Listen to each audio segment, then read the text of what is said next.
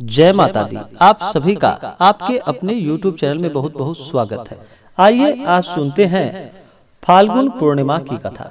हिंदू धर्म में पूर्णिमा तिथि का बड़ा ही विशेष महत्व माना गया है। उसी में फाल्गुन पूर्णिमा का अपना विशेष ही महत्व होता है। फाल्गुन पूर्णिमा के दिन इस दिन होलिका दहन किया जाता है और अगले दिन जाकर के होली का त्योहार मनाया जाता है, जो कि बड़े ही हर्ष और उल्लास के साथ भारत में और अन्य जगहों पर भी होली का त्योहार बड़े ही धूमधाम के साथ मनाया जाता है। फाल्गुन पूर्णिमा तिथि के दिन इस दिन भगवान श्री हरि विष्णु का पूजन करना, चंद्रमा का पूजन करना, माता लक्ष्मी का पूजन करना, भगवान सत्यनारायण का पूजन करना, यह बड़ा ही लाभकारी माना गया है। पूर्णिमा तिथि के दिन इस दिन शुद्ध और सात्विकता का पालन करना चाहिए। फाल्गुन पूर्णिमा के दिन इस दिन विशेष प्रकार से गंगा नदी में स्नान करना चाहिए। गंगा नदी, सरोवर आदि में स्नान न कर पाए तो घर के नहाने के पानी में थोड़ा सा गंगा जल मिला करके अवश्य ही स्नान करना चाहिए, शुद्ध वस्त्र धारण करके। उसके बाद जो भी व्रत को रखने वाले हैं उन्हें इस दिन व्रत को रखना चाहिए। पूर्णिमा तिथि के दिन मंदिरों में दीप दान करना चाहिए, तीर्थों में दीप दान करनी चाहिए। इससे अनंत गुना पुण्य फलों की प्राप्ति होती है। पूर्णिमा तिथि के दिन स्नान दान करना यह बड़ा ही पुण्य फलदायक माना गया है। पूर्णिमा तिथि के दिन कुछ बातों का ध्यान रखना चाहिए। इस दिन किसी के ऊपर क्रोध नहीं करनी चाहिए। अपने से बड़ों का सदा ही आदर और सम्मान करना चाहिए। महिलाओं का सदा ही आदर और सम्मान करना चाहिए। जहाँ पर महिलाओं का अपमान होता है वहाँ से माता स्थिर लक्ष्मी रुष्ट होकर चली जाती है। इसलिए महिलाओं का कभी भी अपमान नहीं करना चाहिए।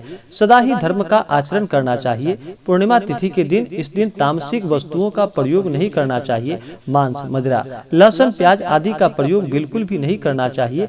धर्म का आचरण करते हुए व्रत को धारण करना चाहिए और भगवान का पूजन करना चाहिए।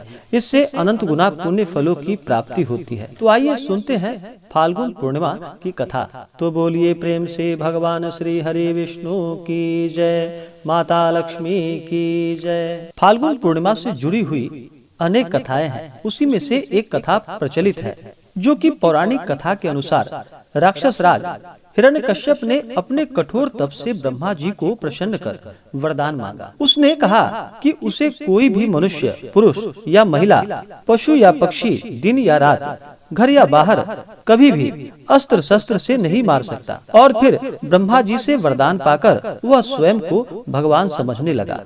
अपने राज्य में उसने सभी प्रजा से स्वयं की पूजा करने का आदेश दिया।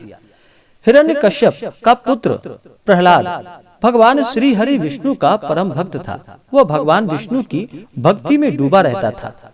हिरण्यकश्यप ने उसे बार बार विष्णु भक्ति छोड़ने को कहा, लेकिन भक्त प्रहलाद कहाँ मानने वाले थे। हिरण्यकश्यप भगवान विष्णु को अपना शत्रु समझता था। प्रहलाद भगवान विष्णु की भक्ति छोड़ दे, इसके लिए हिरण्यकश्यप ने उनको कभी पहाड़ के नीचे फेंका, तो कभी नदी में डुबोकर मारना चाहा, तो कभी हाथी के पैरों के तले कुचलने की कोशिशें की। भगवान श्री हरि विष्णु की कृपा से भक्त प्रहलाद बार बार बच जाते थे। इसके बाद हिरण्यकश्यप ने अपनी बहन होलिका को प्रहलाद को जलती आग में लेकर बैठने के लिए मनाया। होलिका को ब्रह्मा जी से वरदान प्राप्त था कि वह आग से सुरक्षित रहेगी।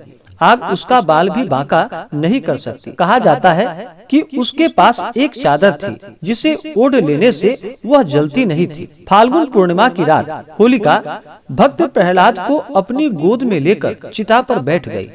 होलिका ने वह चादर ओढ़ लिया ताकि आग लगाई जाए तो वह बच जाए और प्रहलाद जलकर मर जाए। चिता में आग लगाई गई। तब भगवान विष्णु की कृपा से उस चादर से प्रहलाद सुरक्षित हो गए और होलिका ही जलकर उसमें भस्म हो गई। इस घटना के बाद भगवान विष्णु ने नरसिंह अवतार धारण कर हिरण्यकश्यप को घर के चौखट के बीच अपने तेज नाखूनों से मार डाला।